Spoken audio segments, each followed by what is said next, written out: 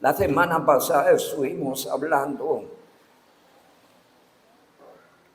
o dijimos que venimos hablando del reino milenial, pero necesitamos hablar del rey, ¿recuerdan? Y entonces, ¿qué dice la profecía, el Antiguo Testamento respecto al rey? Enviaron la lectura bíblica que tuvimos en esta noche, es maravillosa. Todo apunta a el reino más allá del reino milenial, al reino eterno. ¿Y quién es el rey? A la luz de la profecía. Nos habíamos quedado allí en Isaías 9:6, que le da títulos sublimes a nuestro Señor Jesucristo. Y vamos a volver a ese pasaje maravilloso. Quizás es uno de los pasajes que exaltan en una forma más hermosa a nuestro Señor Jesucristo. Y dice el verso 6, porque un niño nos es nacido. ¿Cuál era ese niño? Cristo. Un niño nos es nacido, hijo nos es dado, y el principado sobre su hombro, y se llamará su nombre admirable, consejero, Dios fuerte, Padre eterno y príncipe de paz. Y uno de los profetas tal vez más fieles, más celosos en las Escrituras fue Isaías. Isaías es el profeta mesiánico, porque habla mucho del Mesías.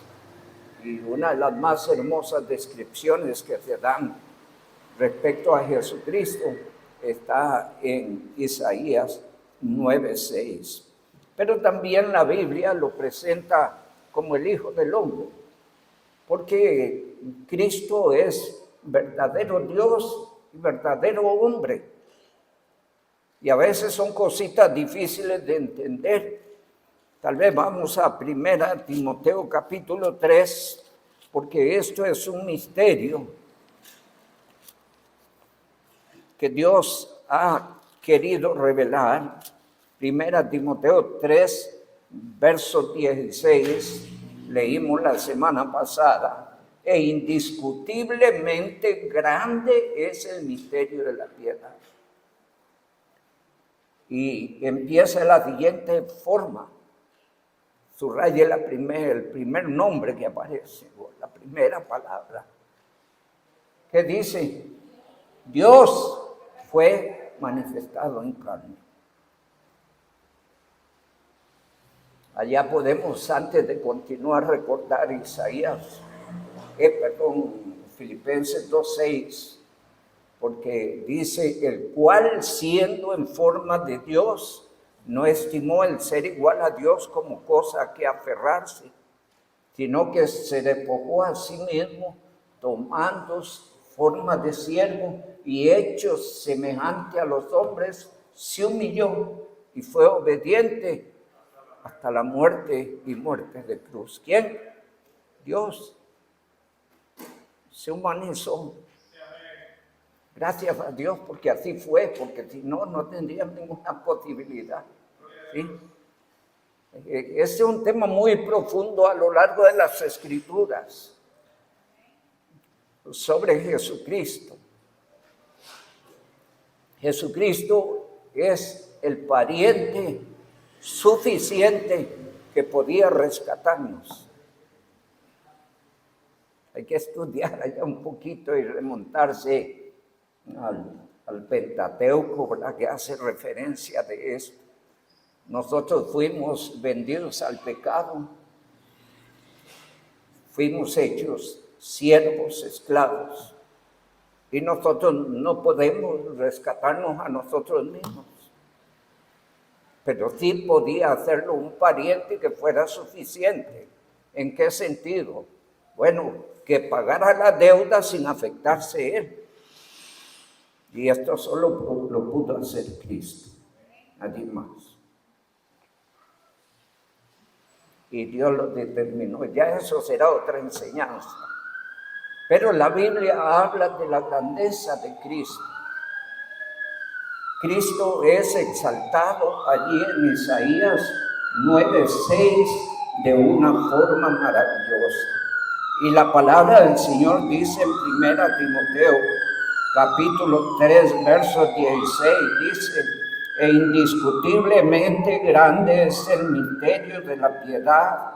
Dios fue manifestado en carne, justificado en espíritu, visto de los ángeles, predicado a los gentiles, creído en el mundo, y observe la última palabra, recibido arriba en gloria. ¿Quién? ¿Cómo empezó el texto? Dios. Y es lo que enseña la palabra. De manera que Jesucristo aparece entre nosotros en la humanidad como el Hijo del Hombre. Dice Daniel capítulo 7. Daniel capítulo 7. Versos 13 y verso 14. Miraba yo en la visión de noche y he aquí, con las nubes del cielo venía uno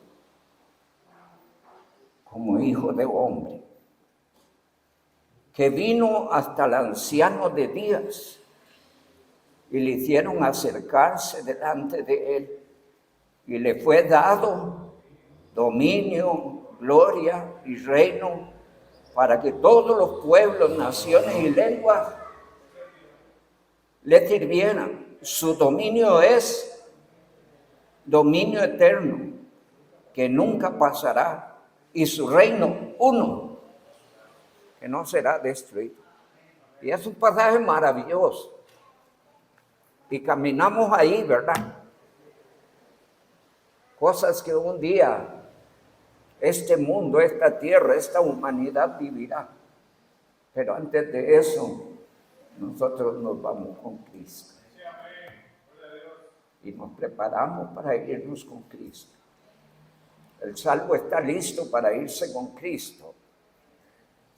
Pero necesitamos honrar el honor que tenemos. Porque a veces los creyentes se descuidan, se abandonan, aflojan, llevan vidas a medias. Allá Apocalipsis capítulo 3 le dice en el principio a la iglesia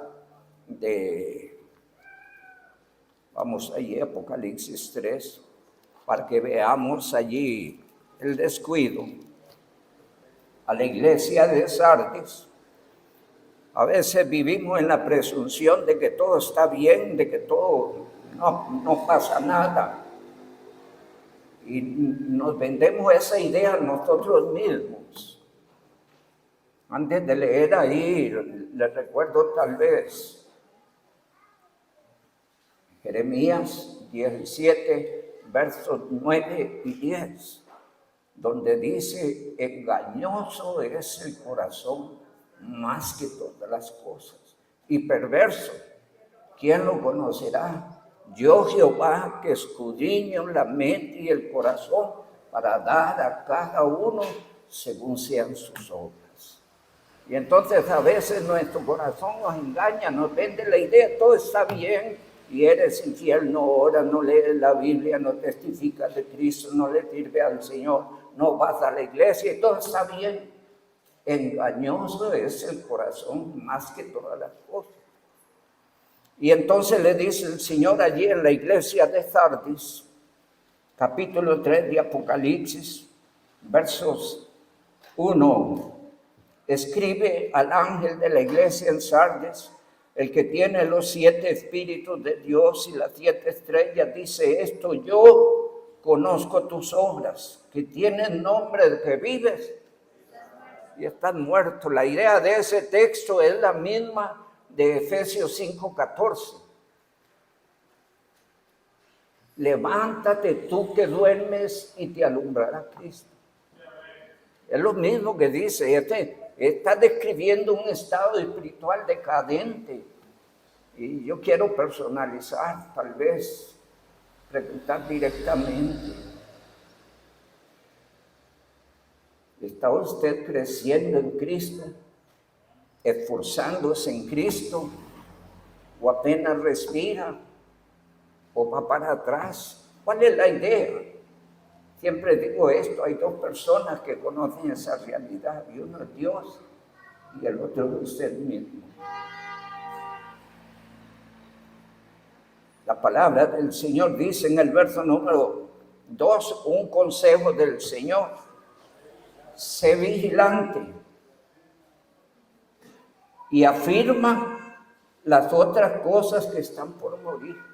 Y yo ilustro esto como una mazorquita de maíz, ¿verdad? Donde cada día tiene menos granos, donde va perdiendo valores, principios, donde esa vida va para menos. Hay que tener cuidado. Sé vigilante y afirma las otras cosas que están por morir, porque no he hallado tus obras perfectas delante de Dios. Y dice el capítulo 3 también allí, en versos 15, yo conozco tus obras, que ni eres frío ni caliente. Hermano, ¿cómo se estima usted? Alguien espiritualmente motivado, gozoso, animado, esforzándose, dando lo mejor de sí, o alguien que apenas va como un pábilo que humea, no te apaga porque todavía es humito, ¿verdad? Pensemos en eso, porque a la altura de los tiempos en que estamos, tenemos que tomarnos las cosas más en serio. Mira un detalle allí en la televisión, donde un judío con su kippah y haciendo uso de la Torá, hacía memoria de lo que viene a través de Ezequiel 38 sobre ellos. Él no es cristiano, es un judío, pero es temeroso de la palabra y no por no ser cristiano no siguen estudiando la Biblia. Ellos estudian la Biblia a su manera. Allá en Romanos 10:1 dice Pablo que ciertamente son temerosos de Dios, pero no conforme a ciencia, ¿verdad? No conforme a la verdadera verdad que ellos deberían entender, ¿verdad? Pero ellos siguen estudiando la Biblia y él podía decir que está claro de las cosas que vienen. Pero lo que deseo destacar de este judío es que cada vez que se refería a Dios, lo hacía con un increíble respeto y reverencia que asombraba. Y decía yo, a veces nosotros los cristianos no vemos a Dios de esa manera. Me llamaba poderosamente la atención. Lo que quiero decir, hermanos, la venida de Cristo está cerca y debemos tomarnos más en serio las cosas. Porque de otra manera rayaríamos en la religiosidad. Voy a la iglesia y ¿qué? Oí un mensaje más y ¿qué? Fui y serví, ¿qué? ¿Y a dónde lleva eso? Que la gente tiene que tener más conciencia, más sentido de la vida que lleva, de lo que hace, para que todo lo que hace tenga un sabor. ¿Sí? A veces hacemos referencia respecto a los cantos, no cante por cantar. Aquí pudieran entrar un montón de incrédulos y cantan igual que nosotros. No es esa la idea. Que cada vez que usted canta, adore y alabe a Dios. Que sea un tiempo para que usted personalmente entre a la presencia de Dios para exaltarle. Si no, de otra manera, caeríamos allá como vamos a ver, en Marcos capítulo 6.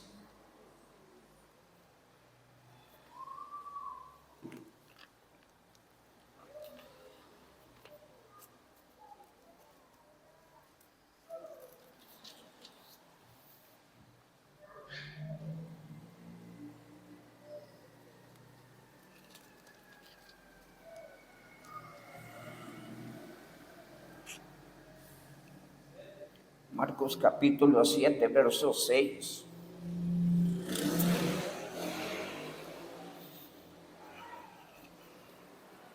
Dice el verso 6, respondiendo él les dijo, ¿cómo dijo? Esa palabra es fuerte. ¿Cómo sentiría usted que alguien le diga hipócrita? Usted es un hipócrita. Eso lo está haciendo el Señor. Y le dice hipócrita, bien profetizó de vosotros Isaías, como está escrito. Subraya esa frase. Este pueblo de labios me honra, pero su corazón está lejos de mí.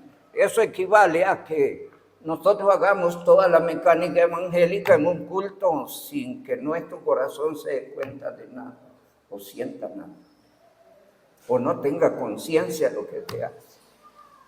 Allá hay un llamadito de atención en Eclesiastés 5:1. Cuando fueres a la casa de Dios, acércate más para oír que para ofrecer el sacrificio a los necios. ¿Y qué está diciendo este texto? Tomémonos las cosas en serio, con responsabilidad, con seriedad. Nuestro Dios es un Dios vivo. Es el Dios que amó y estuvo dispuesto a dar a su Hijo en su rescate. Y hoy usted, por su gracia, amor y misericordia, ostenta el honor de ser un hijo de Dios. Aprecie eso en lo que vale. Nada en esta tierra se compara en el honor que tenemos. Nada. No importa lo que usted tenga, lo que usted pueda, lo que usted logre, lo que usted sepa. Nada es mejor que la bendición de entender que hemos sido hechos hijos de Dios. Y que esa relación con Dios está por encima de todo. Hay un pasaje allí que es bastante tajante y bastante fuerte. Vámonos a Lucas 14. Muy, muy fuerte. Donde el Señor en el redimido espera el primer lugar en todo. El primer lugar antes que papá y mamá. El primer lugar antes que tu esposa. En primer lugar antes que tus hijos. El primer lugar antes que tus posesiones. El primer lugar antes que usted mismo. Dice la palabra del Señor en Marcos 14, 26, 25. Grandes multitudes iban con él y volviéndose les dijo, imagínense, va un montón de gente, de pronto se vuelve Jesús y empieza a decirle, yo no sé cuántos le quedaron, pero dice el verso número 26, si alguno viene a mí y no aborrece a padre, madre, mujer, hijos, hermanos, hermanas, y aún qué cosa, y aún también su propia vida, ¿qué cosa? No puede ser mi discípulo. Ahora, el Señor no está llamándole a usted a que aborrezca y odie a toda su familia, ¿no? La familia es un regalo de Dios, amén. Sí, y es una bendición. Pero Dios debe tener el primer lugar en su familia. En todo lo que usted es, Él debe estar en primer lugar. Cuando Dios está en primer lugar, también su familia va a estar mejor. Va a estar mejor sus padres, va a estar mejor sus hijos, va a estar mejor su esposita, mejor usted mismo. Porque hay una vida de relación con Dios. Y el que bendice es Dios. Y hay que ponerlo a Él primero. Cito todo esto, hermanos. Estamos viviendo el último tiempo. Y no podemos religiosizarnos.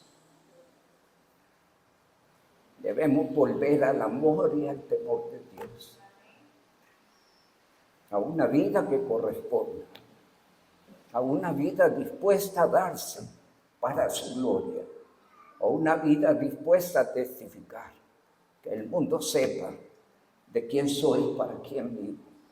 Cito pasajes hermosos en este sentido, dice Romanos 14, 7 y 8. Y si vivimos, amén, y amén. Y si vivimos, para el Señor vivimos. Y si morimos, amén, para el Señor morimos. Así que sea que vivamos o que muramos, del Señor somos.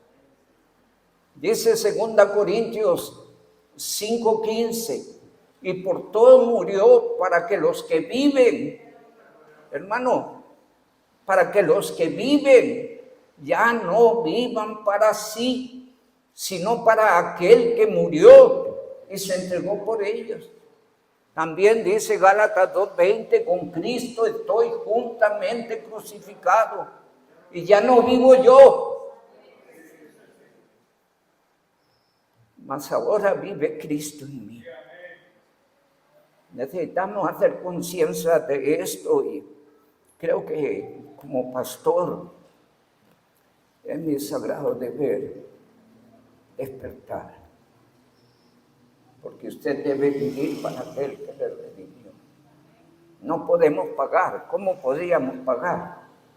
Dígame una forma en que podríamos pagarle a Dios. No podemos pagar, pero sí podemos vivir para agradecer. Amén. Pero sí podemos vivir para corresponder. Amén. Y es lo que Dios espera. Sí. Que usted viva para alabarle. ¿Qué dice Hebreos 13:15? A ver. Dios quiere que ofrezcamos a Él. ¿Qué tipo de sacrificio? Porque ningún sacrificio, lo que hagamos, puede compensar o pagar a Dios. Entonces Dios quiere simplemente el sacrificio de que usted viva para exaltar y glorificar su nombre. Hebreos 13:15. Así que ofrezcamos a Dios por medio de Él sacrificio de alabanza, frutos de labios que confiesen su nombre. Amén. Esto es lo que Dios quiere. Hermano, es hermoso saber que antes que venga el establecimiento del reino milenial, 7 años antes, para ser exactos, 7 años antes del reino milenial, Jesucristo viene por la iglesia. ¿Cuándo viene Jesucristo por la iglesia? Yo no lo sé. Pero la Biblia me enseña que antes de la tribulación, el Señor viene por sus santos. ¿De cuánto tiempo es la tribulación? 7 años. Y después de los 7 años de tribulación, ¿qué inicia? El reino milenial. Entonces, antes que sea el reino milenial, 7 años antes, Cristo viene por su iglesia. Y usted debe estar listo. La persona está lista si ha recibido a Cristo como Salvador.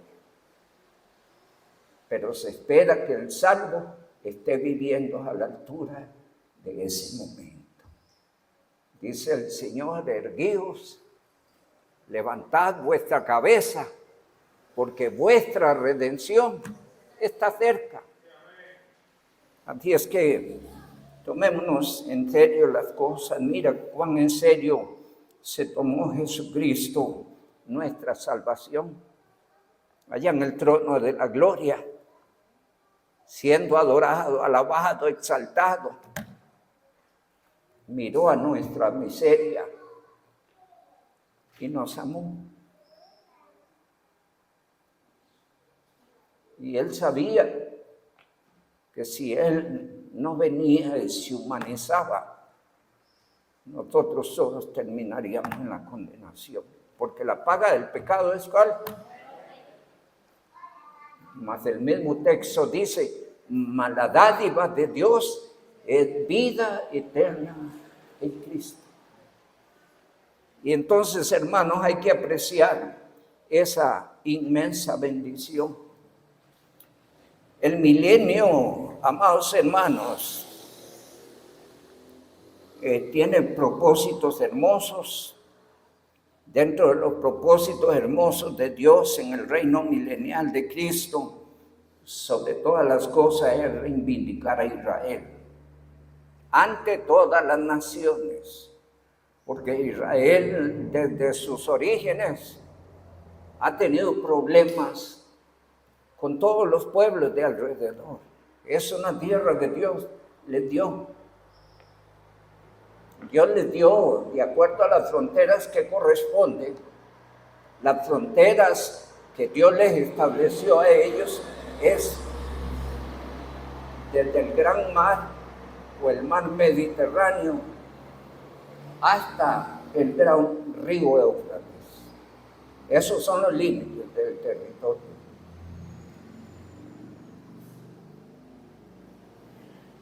Y desde el Golfo de Acaba, ¿sí?, hasta el Líbano, más allá. Es el territorio que Dios definió para Israel. Nunca lo ha poseído. Imagínense que solo entre el río Éufrates e Israel está Jordania. Y eso es territorio bíblicamente que le corresponde a Israel. Y todas las naciones de alrededor han guerreado contra ellos. Hace en estos días decía Netanyahu que estaban peleando con 7 frentes.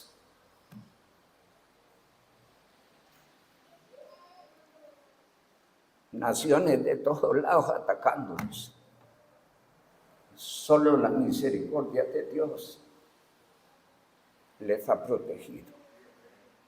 ¿Y sabe por qué ellos no han sido destruidos? No porque sean muy valientes, no porque tengan la mejor tecnología o porque tengan el mejor ejército, no. Porque Dios es con ellos. Dios es fiel. Dios hizo promesas a Abraham, a Isaac y a Jacob, palabras que se cumplirán en sus puntos y comas. Y brinque quien brinque, porque lo que está establecido se cumplirá. Dice Zacarías 14, yo creo que ahí casi nos quedamos, vamos a ver.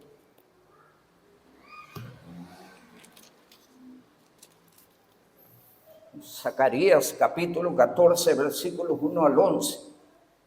Dice Jerusalén y las naciones, es el subtítulo que tiene.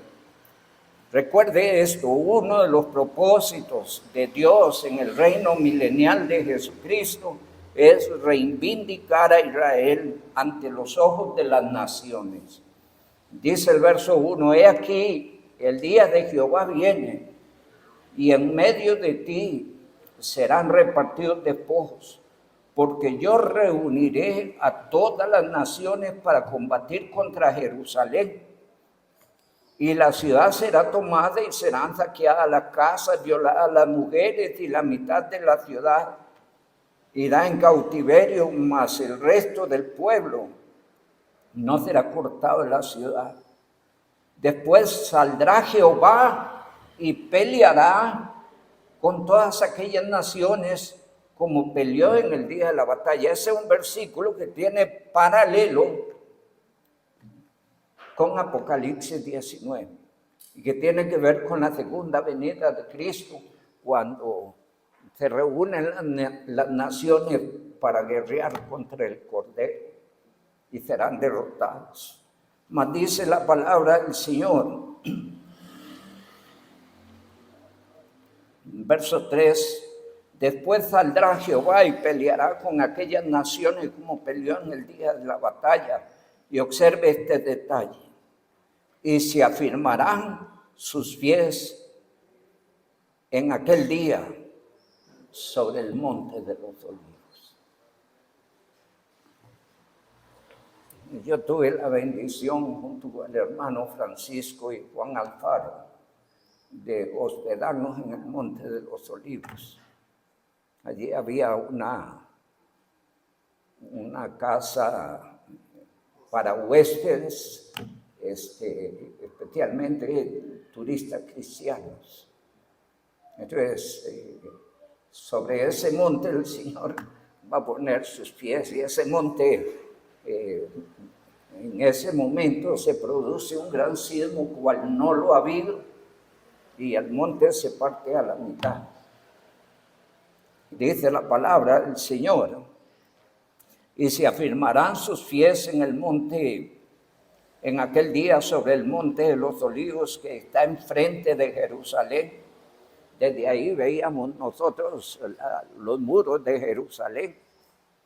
Es maravilloso. Alguna vez descendimos allí, fuimos a pie y fuimos hasta las puertas doradas, puertas que han estado cerradas, porque dice que por ahí entró Jehová y por ahí volverá a entrar.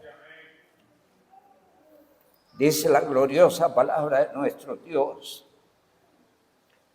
y se afirmarán sus pies sobre el monte de los Olivos que está enfrente de Jerusalén al oriente, y el monte de los Olivos se partirá por en medio,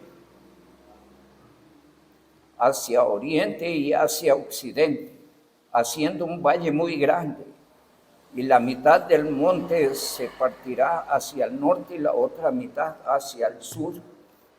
Y huiréis al valle de los montes, porque el valle de los montes llegará a Sal.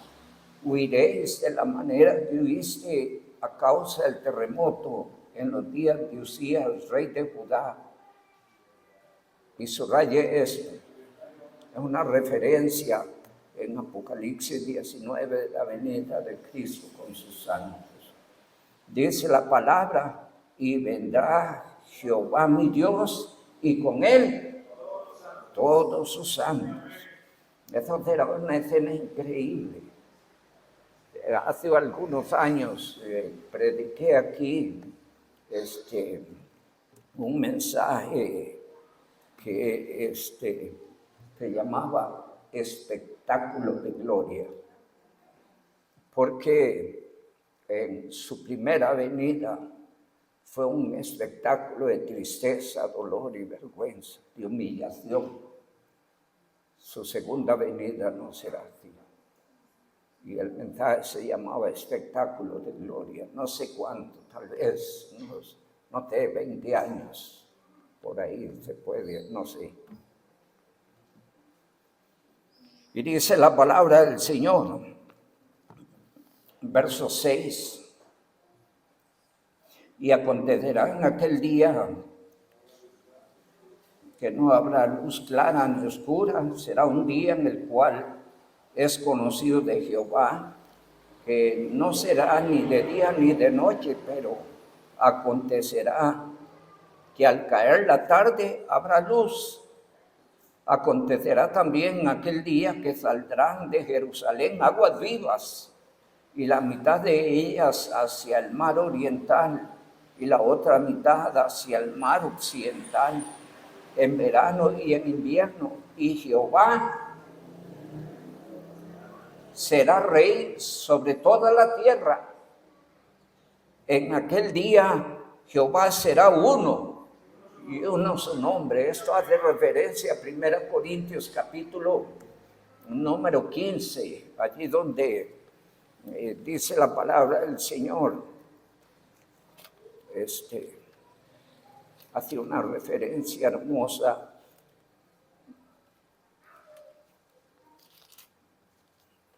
Capítulo 15. Dice la palabra, verso 24, luego el fin, cuando entregue el reino a Dios y Padre, cuando haya suprimido todo dominio, toda autoridad, toda potencia, porque preciso es que Él reine hasta que haya puesto todas las cosas por estrado de sus pies, y el postrer enemigo que será destruido es la muerte, porque todas las cosas las sujetó a sus pies. Y cuando dice que todas las cosas han sido sujetadas a Él, claramente exceptúa a aquel que sujetó a Él todas las cosas, Pero luego que todas las cosas estén sujetas, entonces también el Hijo mismo se sujetará al que le sujetó a él todas las cosas, para que Dios sea todo y en todos. Es una referencia allí hermosa. Verso 9. Y Jehová será rey sobre toda la tierra. En aquel día Jehová será uno y uno su nombre. Toda la tierra se volverá como llanura desde Seba hasta Rimón, al sur de Jerusalén, y esta será enaltecida y habitada en su lugar desde la puerta de Benjamín hasta el lugar de la puerta primera, hasta la puerta del ángulo, y desde la torre de Ananel hasta los lugares del rey, y morarán en ella. Y no habrá nunca maldición, sino que Jerusalén será habitada confiadamente. Nos quedamos hasta aquí. Este es un pasaje que habla de la reivindicación de Israel, de las naciones, pero es un texto que describe cosas maravillosas que estarán sucediendo al final de la tribulación y al final del milenio, ¿verdad? Donde podemos ver la gloria de Dios manifestada, y la parte hermosa que nos involucra es que en la segunda venida de Cristo nosotros venimos con Él. Así es que cuando Cristo arrebate la iglesia, nosotros vamos a estar en la gloria durante 7 años, allá compartiendo. No sé qué estaremos haciendo, por ahí hay un tema, la vida en el cielo, haciendo cola ya, quizás de los últimos. Pero después, al final de los 7 años, venimos juntamente con Cristo.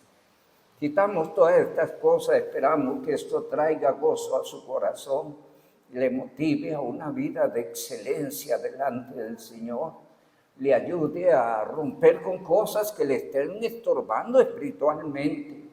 Es un tiempo para tomar decisiones, y si algún tiempo deberíamos vivir para el Señor, es este último tiempo. No perdamos la oportunidad. De hecho, la vida en Cristo es lo más maravilloso. Vivir para el Señor es lo mejor. Y no hay pérdidas, todo lo contrario.